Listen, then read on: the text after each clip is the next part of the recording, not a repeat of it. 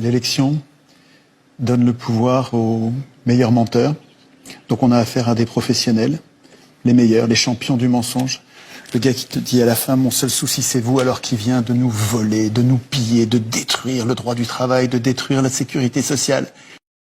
Alors, est-ce que vous pouvez accepter le fait que 90%, c'est ce que je répétais, y compris en venant déjà chez vous, que 90% de la presse est possédée par 9 milliardaires? Et en quoi c'est gênant, ça? Ah, vous vous posez vraiment la question? Est-ce que vous n'étiez pas gêné lorsqu'en Union soviétique, on considérait que tous les pouvoirs étaient concentrés par le parti? Vous pensez que ces 9 milliardaires vivent ensemble et qui pensent la même chose? Non, je pense déjà qu'ils ne vivent pas ensemble, mais je pense... Ah oui. Deuxième partie de la question, est-ce qu'ils pensent la même chose? Absolument. Ils pensent la même chose, ils ont les mêmes intérêts, ils ont tous vraisemblablement voté Macron. À la question de qui est notre ennemi, nous répondons que notre ennemi premier est l'ensemble des organisations financières et spéculatives. Nous constatons que la domination totalitaire de notre ennemi repose sur 4 piliers. Premier pilier, le monopole de la création monétaire aux mains des banques privées. Deuxième pilier, une dette illégitime, irremboursable et en continuelle augmentation.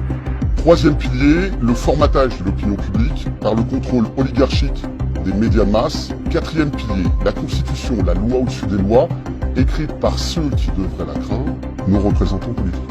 Ce totalitarisme financier et mondialisé est l'ennemi des Gilets jaunes, des Français et de tous les peuples souverains. Et il finira par nous plonger tous dans un chaos social et écologique absolu, dans sa course folle au profit, portée par les valeurs du matérialisme, du consumérisme, de l'individualisme et du politiquement correct. La seule alternative sera de vaincre ou de finir esclave. Et puis, référendum législatif, quand les élus font la sourde oreille, ils savent bien qu'on voudrait l'indexation des salaires sur l'inflation. C'est-à-dire qu'à chaque fois qu'il y a de l'inflation, les salaires montent obligatoirement.